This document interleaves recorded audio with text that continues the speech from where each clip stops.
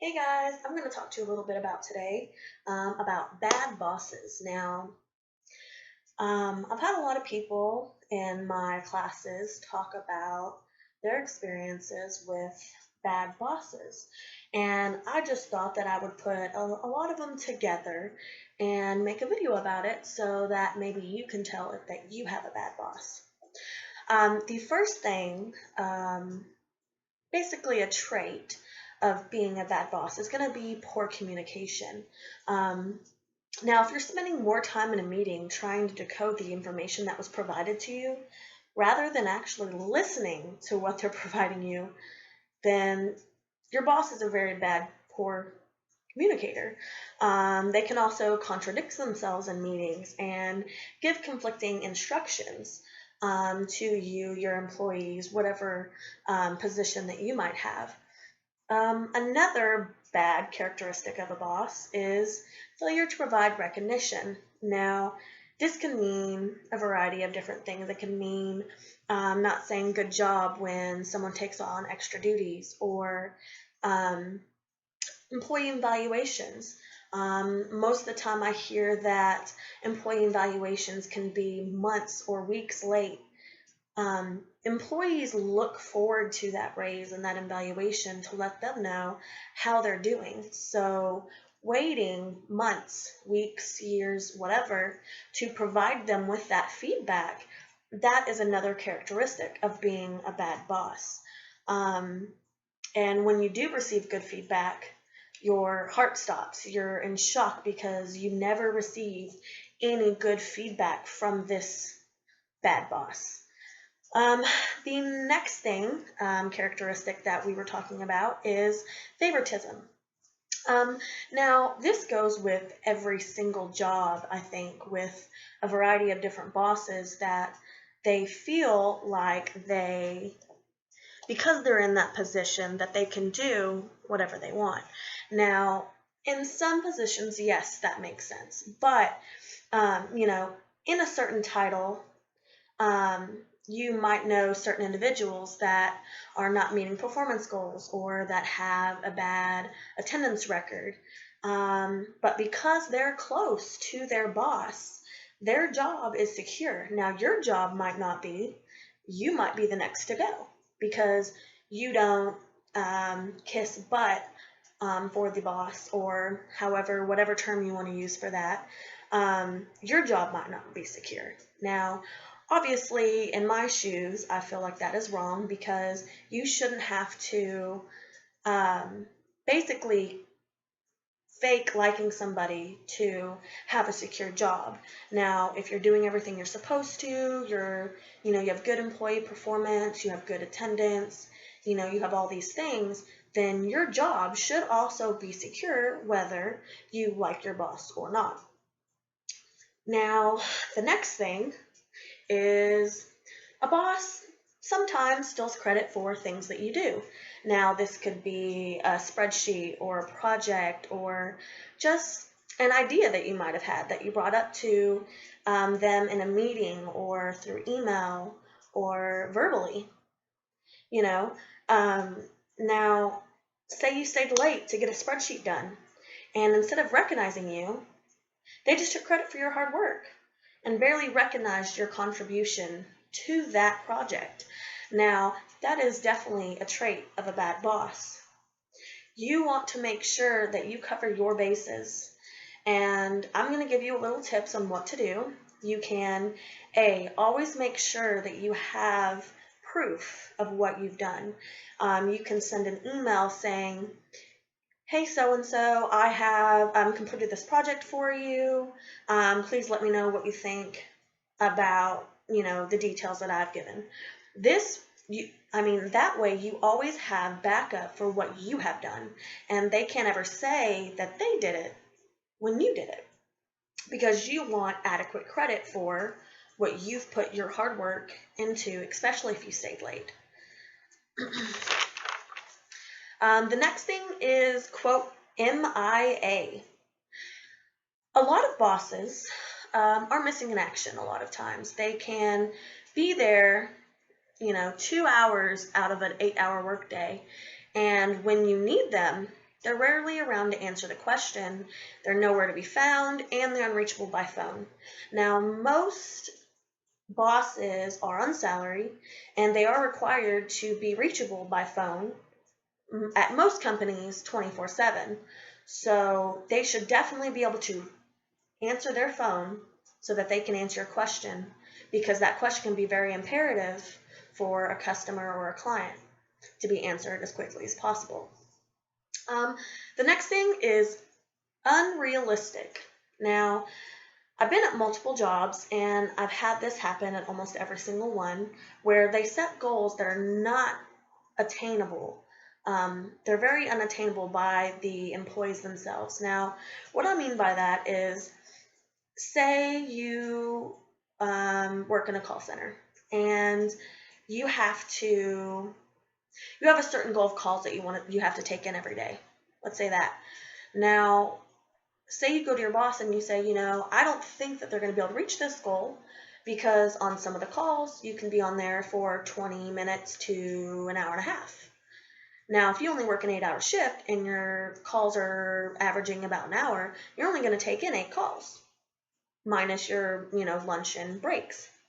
So, you bring this up to him and he says that, well, if they spent less time talking, then they'd be able to reach it. Well, another trait of a bad boss is not knowing what are attainable goals. And this can affect employee performance. And again, it can make people think that they're not worth anything and that their job is not secure because of those issues. And the biggest thing about being an employer is you want to make sure that your employees are happy. Your employees are doing your work for you. If they're not happy, they're not going to stay.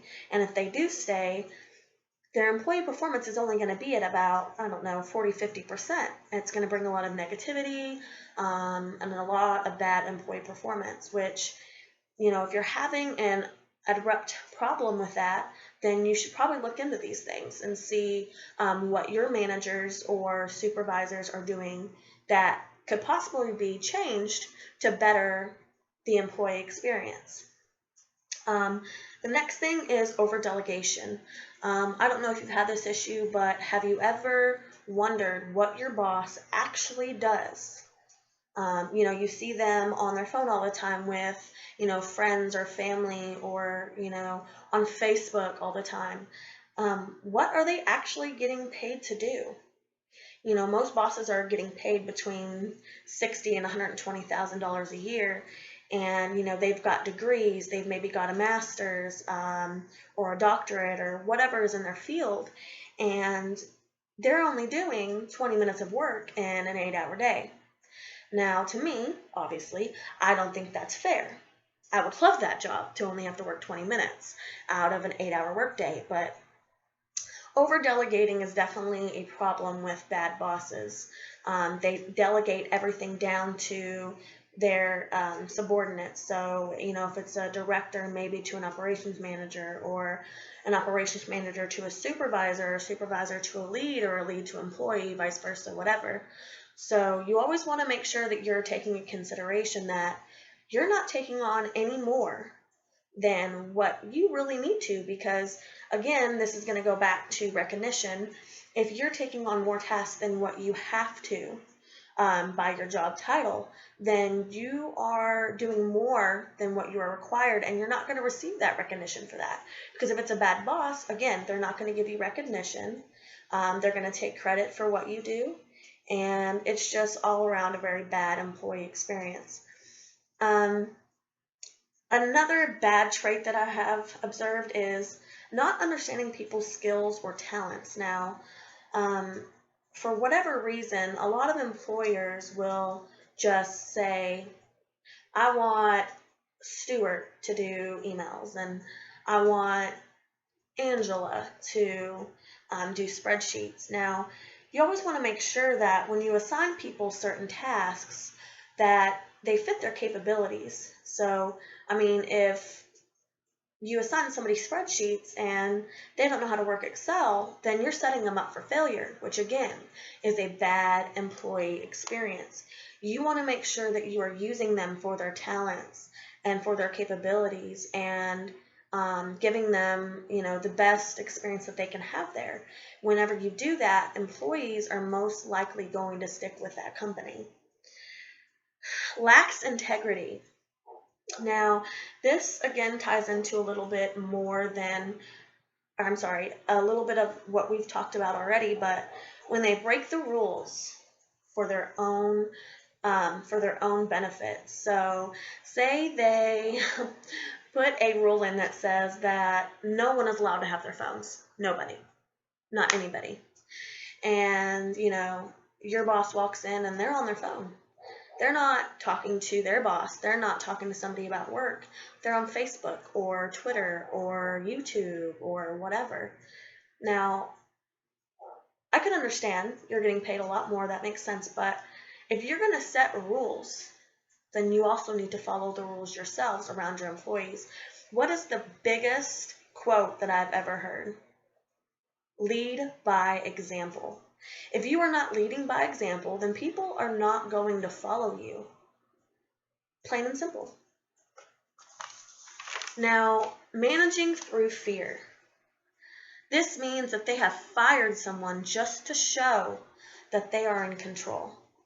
They can fire someone who has done something that 20 other people have done, but because they're in a bad mood that day, they're going to fire that person for it. One thing is, at every employer, it should be consistent throughout, the whole company. It shouldn't be, well, because they're a manager, no, we'll let it go. Well, because they're my best friend, we should let it go. Again, that is favoritism.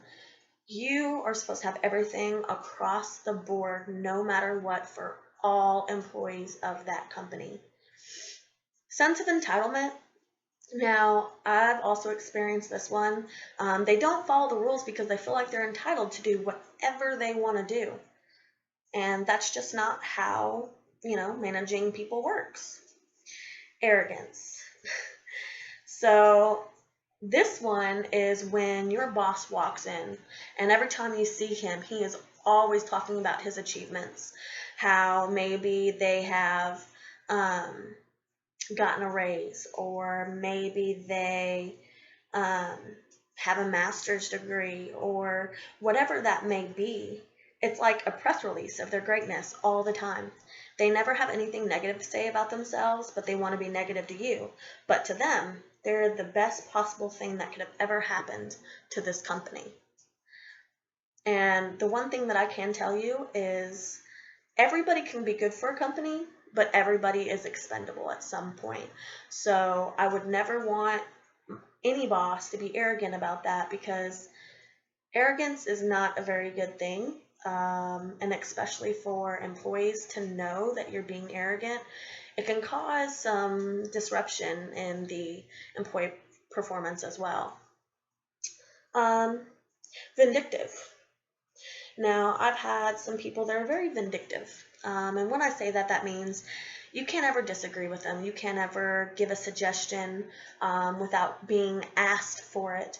And if you do, then you've got to watch your back, because you've seen what happens to somebody who's done that. Maybe they've been fired or suspended or whatever the case might be at your job.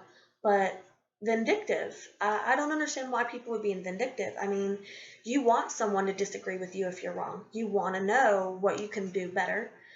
Constructive criticism is always a good thing in the workplace if done correctly. And the last thing I'm going to talk about today is being inconsiderate.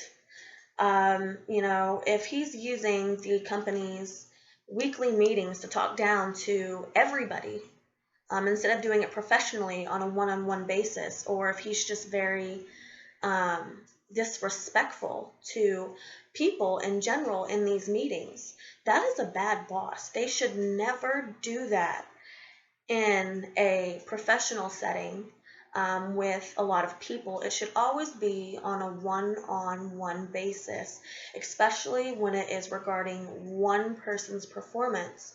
You should never call somebody out in front of 20 other people. I'm sure that person wouldn't want it to happen to them. So again, everybody knows this. They've been told since they were probably born, treat others how you want to be treated. I hope you've enjoyed my video and have a great day. Bye.